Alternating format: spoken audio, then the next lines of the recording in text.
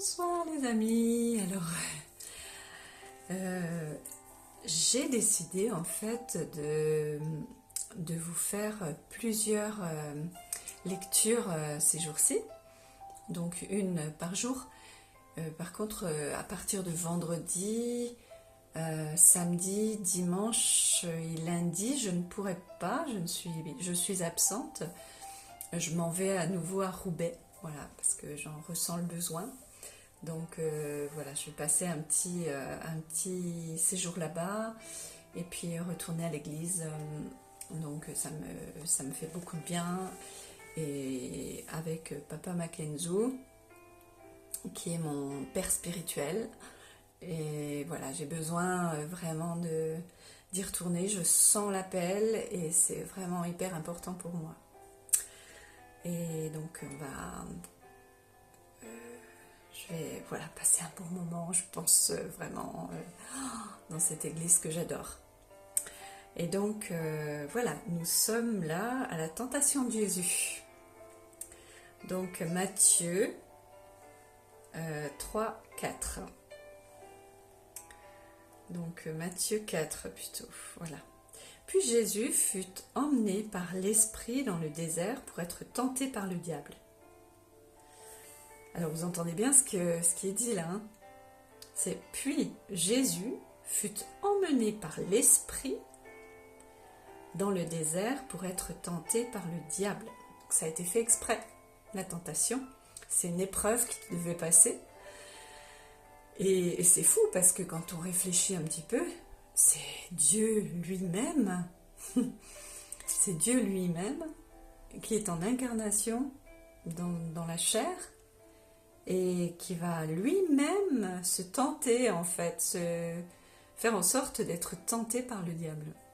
Ah, c'est fort quand même, c'est vraiment fort.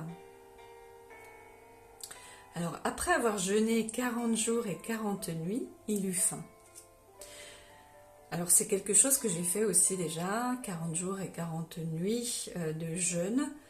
Mais de temps en temps, quand je suis allée chez ma soeur par exemple, j'ai mangé une petite soupe, une petite chose comme ça, ou alors je me suis fait un jus, voilà. Mais une fois dans la journée par exemple, et tout le reste j'ai pas fait.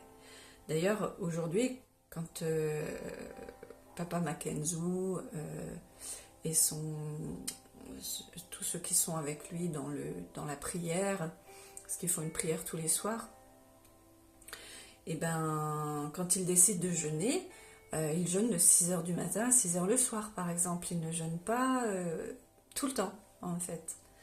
Alors que moi j'ai appris par Dieu justement, j'ai appris à jeûner tout le temps en fait, en continu, 24 heures sur 24.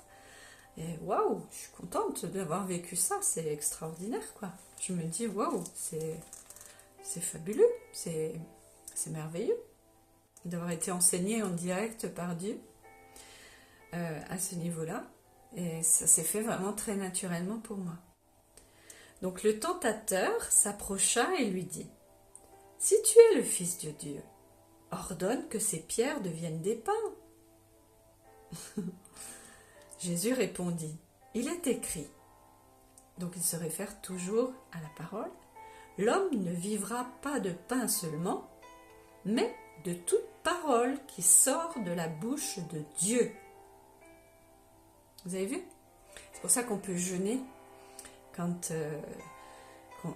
moi j'ai vécu mais vraiment des moments extraordinaires de lucidité, de puissante connexion, interaction avec Dieu, avec Jésus-Christ, grâce au jeûne quoi. Le fait de ne pas manger, mais qu'est-ce que ça vous éclaire, qu'est-ce que ça donne une limpidité, une qualité à votre vie, mais c'est extraordinaire. D'ailleurs, Jésus ne mangeait jamais beaucoup, il mangeait très peu.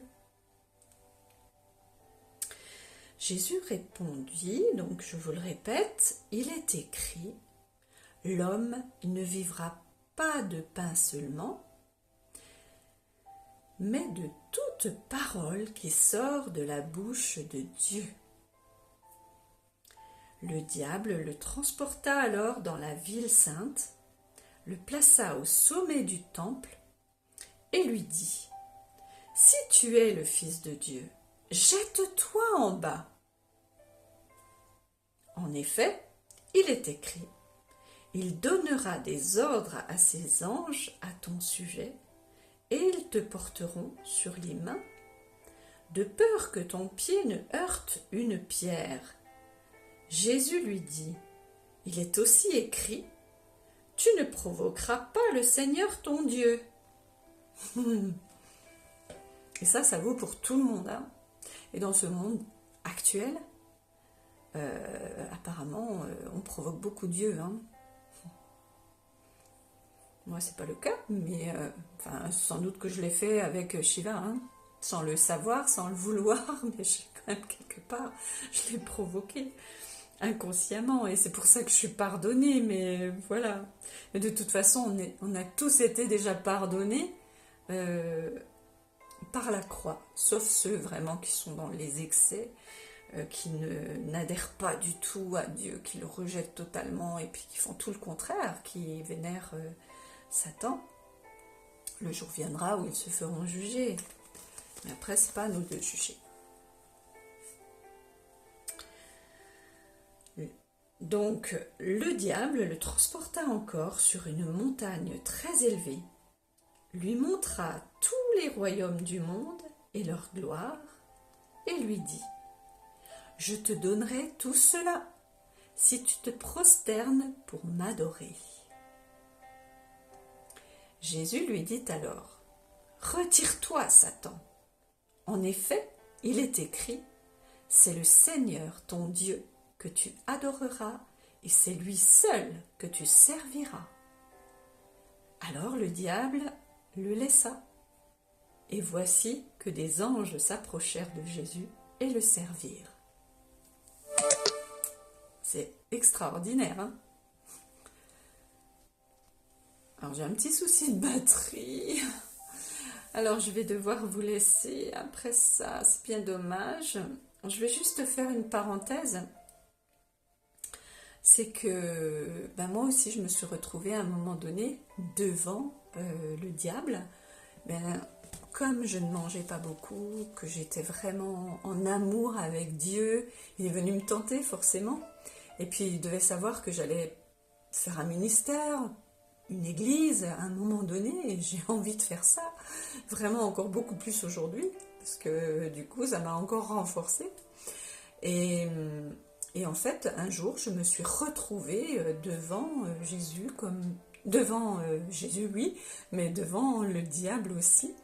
Et quand je l'ai vu, il m'a dit : « Viens avec moi, viens, je t'offrirai toutes les richesses du monde. Et tu ne manqueras jamais de rien. Et tu seras heureuse. » Alors je lui ai dit : « Non, moi j'ai fait mon choix. Mon choix est fait, mon choix c'est la lumière de Dieu, c'est Dieu, et je ne ferai pas d'autre choix. » Et quelque part, il m'a un peu eu, puisque après, voilà, il a mis Shiva dans mes pattes en faisant croire que c'était un être extraordinaire qui travaillait pour Dieu, et je me suis fait avoir puisque je n'avais pas la connaissance de la parole. C'est pour ça que la connaissance de la parole est vraiment, vraiment importante. Elle est super puissante en fait. Et si tu n'es pas informé comme ça, tu peux être la proie de n'importe quel démon en fait. Alors que quand on a la parole, la connaissance de la parole de Dieu, il n'ose pas approcher parce que c'est une puissance. C'est une vraie protection. C'est quelque chose d'extraordinairement puissant.